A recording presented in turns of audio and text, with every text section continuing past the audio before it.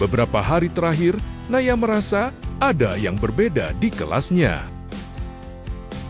Sahabatnya, Aluna, selalu izin pulang lebih awal.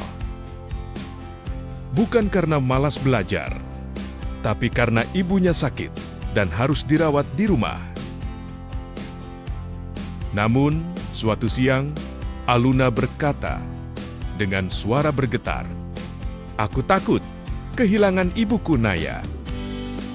Naya tidak tahu bahwa cerita sahabatnya itu akan membawa mereka pada sebuah rahasia besar yang selama ini tersembunyi.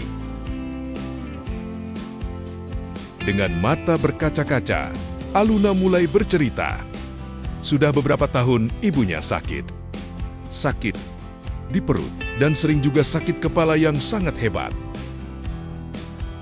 Yang membuat Aluna sedih, bapaknya seperti tidak peduli lagi. Ia sering pulang malam dan jarang berbicara dengan ibunya. Bahkan sekarang, kalau ingin dibuatkan minuman, bapaknya lebih memilih meminta Aluna yang membuatnya. Ibunya juga mulai percaya sesuatu yang aneh. Ia yakin penyakitnya bukan penyakit biasa. Menurutnya, penyakit itu karena guna-guna dari tetangga. Setiap hari ia merasa tubuhnya semakin lemah, yang membuat Aluna semakin khawatir.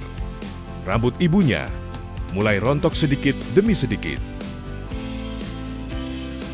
Mendengar semua cerita itu, hati Naya terasa berat. Akhirnya, Naya berkata pelan kepada sahabatnya, "Luna, bagaimana kalau kita cerita ke wali kelas?" Aluna sempat ragu. Namun akhirnya, ia setuju. Mereka berharap ada orang dewasa yang bisa membantu ibunya. Keesokan harinya, mereka menceritakan semuanya kepada wali kelas. Wali kelas mereka adalah orang yang sangat peduli kepada murid-muridnya. Sore itu juga, ia bersama wali kelasnya datang mengunjungi rumah Aluna. Namun saat mereka sampai, wali kelas benar-benar terkejut. Rumah Aluna sangat kecil. Ukurannya hanya sekitar 6 kali 4 meter. Tidak ada kamar di dalamnya. Aluna, ayahnya, dan ibunya semua tidur dalam satu ruangan yang sama. Kamar mandi berada di luar rumah.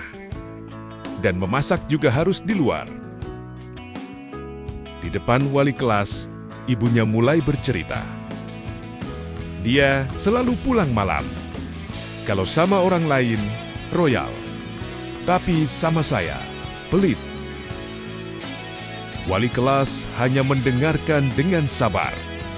Ia mencoba memahami keadaan keluarga itu. Dengan lembut, wali kelas memberikan nasihat. Ia mengatakan bahwa penyakit itu kemungkinan bukan karena mistik. Mungkin itu penyakit yang harus diperiksa dokter. Ia juga menasehati agar ibunya tidak selalu curiga kepada orang lain. Karena pikiran yang buruk bisa membuat hati semakin sakit. Beberapa hari kemudian, Aluna datang ke sekolah dengan wajah pucat. "Ibuku akhirnya mau ke rumah sakit," katanya, pelan. Sebelumnya ibunya selalu menolak dirawat. Namun setelah dibujuk terus oleh Aluna, akhirnya ia setuju. Hari itu, Aluna pergi menjenguk ibunya di rumah sakit. Saat di rumah sakit, ibunya meminta sesuatu. "Ambilkan pakaian di lemari rumah." Aluna pun pulang sebentar. Namun, saat membuka lemari, ia menemukan sesuatu yang membuatnya membeku. Sebuah foto bayi. Dan di belakang foto itu tertulis nama Aluna. Di bawah nama itu ada tulisan kecil, "Aku percaya kamu untuk membesarkan dan merawatnya." Aluna berdiri lama memegang foto itu. Jantungnya berdebar sangat kencang. Apa sebenarnya arti foto ini? Aluna akhirnya menceritakan semuanya kepada Naya. Mereka memutuskan mencari jawaban. Mereka pergi ke rumah kakak ibunya. Namun saat sampai di sana, sesuatu terasa aneh. Keluarga itu memandang Aluna dengan tatapan hangat, seolah sudah sangat lama merindukannya. Namun, sebelum Aluna mendapatkan jawaban, kabar duka datang. Ibunya meninggal dunia di rumah sakit. Aluna menangis sangat keras. Ia belum sempat menanyakan tentang foto itu. Beberapa hari setelah pemakaman, seorang pria datang menemui Aluna. Ia adalah anak laki-laki dari kakak ibunya.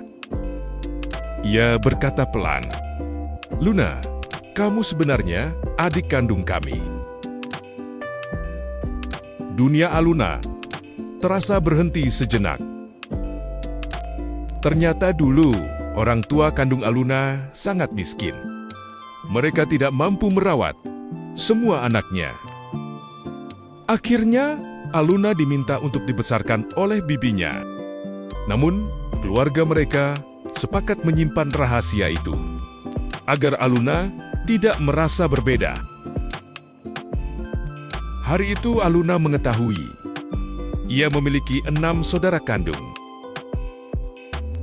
Beberapa waktu kemudian, ayah angkat Aluna menikah lagi.